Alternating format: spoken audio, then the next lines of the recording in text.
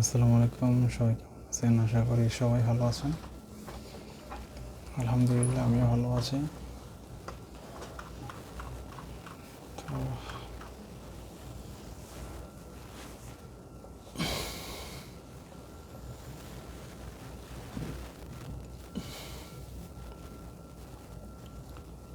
বরাবর মতো আবারও লাইভে চলে আসলাম।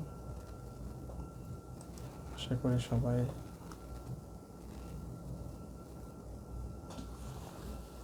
দুঃখিত, আমি খুব দুঃখিত। আজকে আমি আপনাদের ইত্তেফাক পত্রিকা থেকে কিছু নিউজ পড়ে শোনাব। ইনকিলাব মঞ্চের 4 দফা ঘোষণা।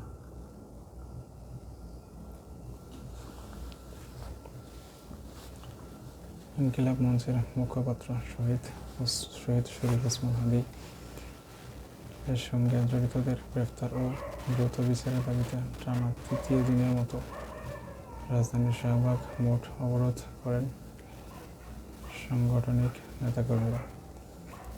রোববার 28 ডিসেম্বর বেলা 2টার দিকে পূর্ব ঘোষিত কর্মসূচির অংশ হিসেবে শাহবাগ মোড়ে তাদের বিক্ষোভ কর্মসূচি চালিয়েছেন। এদিন রাতে 4 দফা দাবি ঘোষণা করেছে ইনকিলাবের মঞ্চ।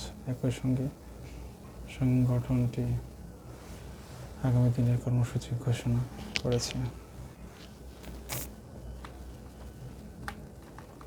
এক, যেসব ব্যক্তি সঙ্গে জড়িত তার সহযোগিতা করেছে তাদের আগামী 24 দিনের মধ্যে বিচারের আওতায় আনতে হবে।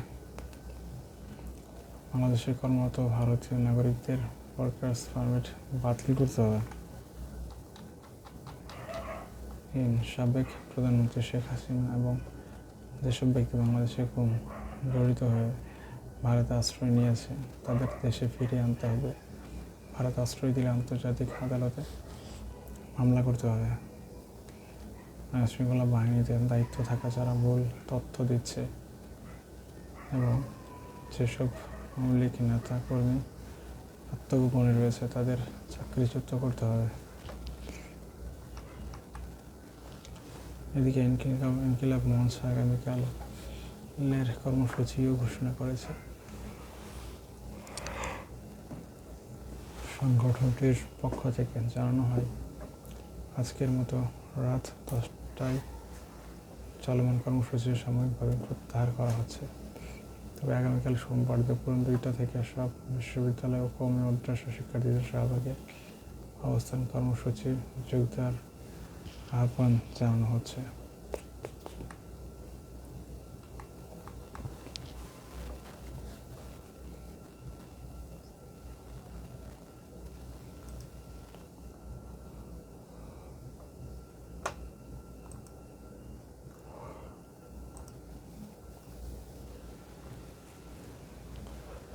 স্বতন্ত্র প্রার্থী হিসেবে মাহফুজ আলম এনসিপির হয়ে মনোনয়ন ফরম নিলেন তার ছোট ভাই।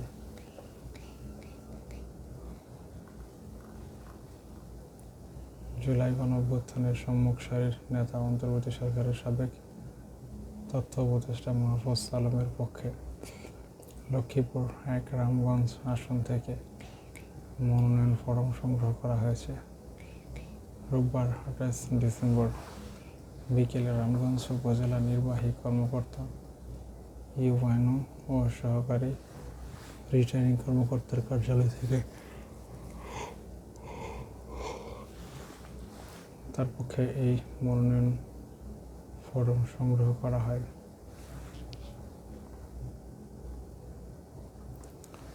মাহফুজ আলমের বাড়ি লক্ষ্মীপুর জেলায় রামগঞ্জ উপজেলায়। উপদেষ্টা হিসেবে দায়িত্ব পালনকালে তার নির্বাচনে অংশ নেওয়ার বিষয়ে নানা গুঞ্জন ছিল। শেষ পর্যন্ত স্বতন্ত্র প্রার্থী হিসেবে লক্ষ্মীপুর 1 আসনে নির্বাচন করার লক্ষ্যে মনোনয়ন ফরম সংগ্রহ করা হলো। একই আসন থেকে জাতীয় নাগরিক পার্টি এনসিপি যুগ্ম আহ্বায়ক মাহবুবুল আলম মনোনয়নপত্র সংগ্রহ করেছেন।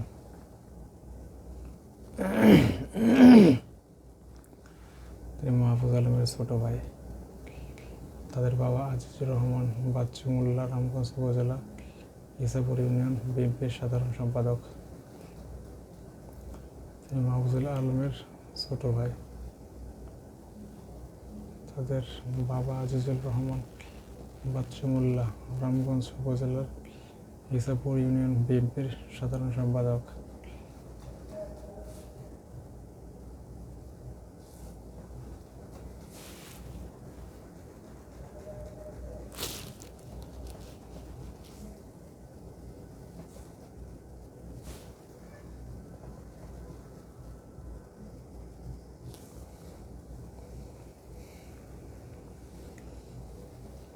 এ বিষয়ে জানতে চাইলে মাহবুব আলম বলেন, তিনি বর্তমানে ঢাকায় অবস্থান করছেন।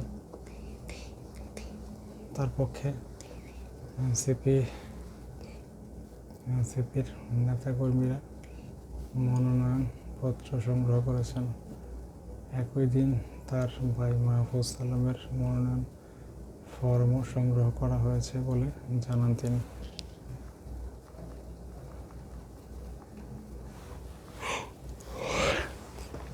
মাহফুজ আলমের পক্ষে মনোনয়ন ফরম সংগ্রহের বিষয়টি নিশ্চিত করেছে সরকারি রিটার্নিং কর্মকর্তা ও রামগঞ্জ উপজেলা নির্বাহী কর্মকর্তা ইউএনও ফারাশিদ বিন এনাম। তিনি জানান, মাহফুজ আলম স্বতন্ত্র প্রার্থী হিসেবে মনোনয়ন ফরম সংগ্রহ করেছেন এবং তার ভাই মাহবুব আলম এনসিপির পক্ষ থেকে মনোনয়নপত্র নিয়েছেন।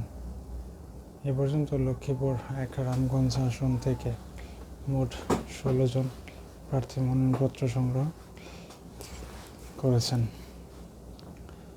আসন্ন জাতীয় সংসদ নির্বাচনকে ঘিরে লক্ষ্মীপুর ১ আসনে প্রার্থীদের এই তৎপরতায় স্থানীয় রাজনৈতিক অঙ্গনে আলোচনা আরও তীব্র হচ্ছে।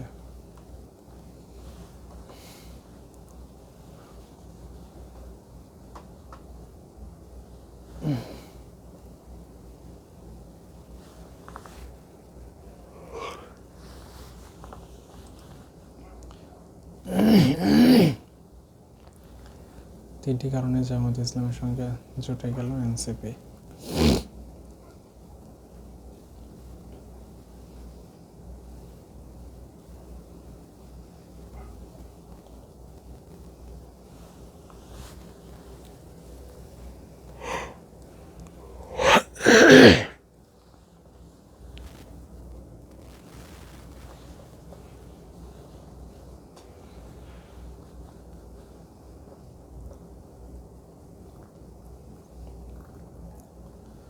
নির্বাচনকে সামনে রেখে বাংলাদেশ জামায়াতে ইসলামী